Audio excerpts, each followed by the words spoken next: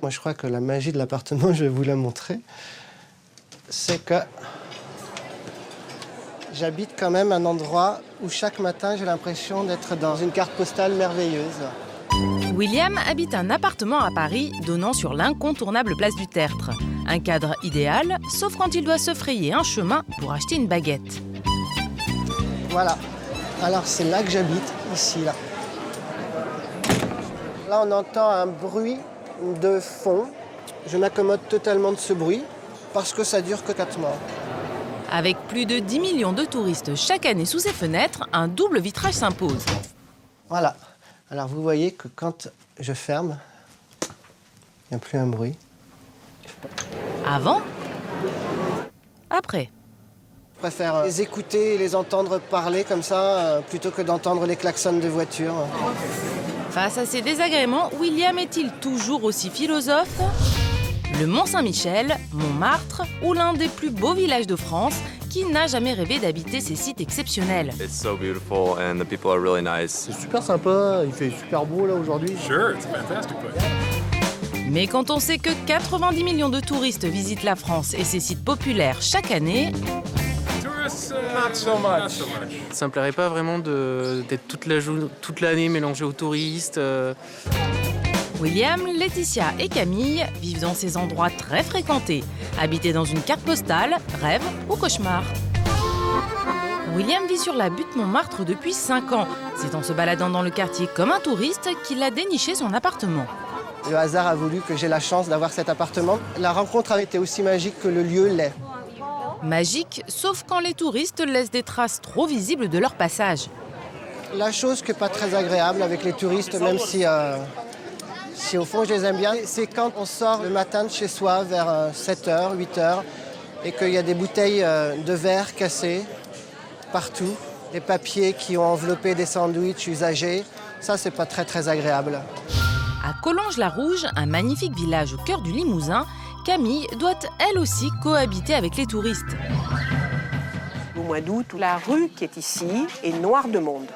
Al contrario, l'hiver, on pourrait ne rencontrer personne un après-midi de pluie à Collonges. 60 âmes en hiver contre 600 000 visiteurs en été, de quoi bouleverser la routine du village. La circulation est réglementée, nous ne pouvons pas, tout le monde ne peut pas circuler dans le village de la journée, mais nous, habitants ou résidents, nous avons une autorisation. Mais malgré cela, ça paraît compliqué l'après-midi, quand il y a énormément de monde, que d'approcher le centre du village en voiture. Il y a une pression touristique. Dès que vous sortez de chez vous, bien, vous êtes confronté au tourisme. C'est une contrainte évidente. Une contrainte apparue quand Collonges a été classé plus beau village de France dans les années 80. La mère de Camille se souvient. Mais c'était la campagne complètement. Il y avait les vaches dans le bourg, il y avait les poules, des chiens, il y en avait pas mal. C'est vrai, dans le bourg, les vaches? Ah oui, des tas de fumier. Plus de fumier, mais des centaines de touristes. Grâce à eux, le village a pu être restauré. On peut dire que le tourisme, de ce point de vue-là, a sauvé le village. Et Camille a trouvé des clients pour sa boutique de chapeaux. 600 000 visiteurs dans un village passe encore, mais 3 millions concentrés sur un rocher. Bienvenue au Mont-Saint-Michel, 20 habitants à l'année et beaucoup de curieux. On a la poste, on a une poste, on a une mairie qui est juste au-dessus de nous. Laetitia a été mutée ici il y a 2 ans. Depuis, elle apprend à vivre dans une marée humaine. C'est difficile, oui.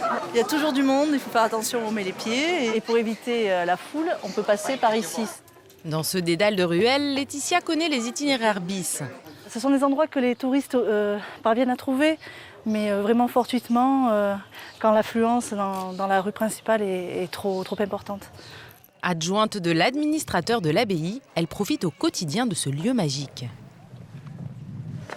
Sa règle d'or, la patience. Exemple, quand il faut retourner sur le continent en voiture. On y va doucement et on prend son temps. Voilà, ils sont en mode touriste, ils ont bien raison, ils sont là pour ça. Alors là, je vais mettre 10 minutes, 10 minutes, un quart d'heure, si je fais très attention. Et sinon, en été, il faut parfois une demi-heure, 3 quarts d'heure pour traverser la digue. Tout cela 2 fois par jour pour aller chercher à l'école sa fille Charlotte ou pour faire ses courses. Autre problème, les touristes ont tendance à croire que tout se visite. Oui, ils rentrent partout et on a mis un digicode d'ailleurs pour éviter les surprises dans les escaliers, ce qui est déjà arrivé. Voilà. Là, c'est le calme absolu parce qu'en fait, j'ai pas les fenêtres qui donnent sur la rue, donc qui est passante en été, mais sur le Couesnon. Donc j'ai vraiment de la chance. Malgré les 3 millions de visiteurs, c'est un lieu qui a une certaine sérénité. Une sérénité qu'elle apprécie avec sa fille à la plage. Charlotte est la seule petite fille du monde pour l'instant, la seule enfant. Et quand elle dira moi j'ai grandi au Mont-Saint-Michel, c'est magique. Si Laetitia se voit bien vivre encore quelques années sur son île, Camille, elle, a préféré quitter Collonges-la-Rouge. Alors nous sommes à 5 km de Collonges, au milieu de la verdure, donc au calme. Nous bénéficions des avantages des deux sites, le lieu de travail qui est très touristique et qui nous permet de vivre, et le lieu de vie qui lui est au calme et nous permet de profiter de la vie tout court. William, lui, n'habitera pas toujours Montmartre. Il compte profiter de la vue encore 1 ou 2 ans.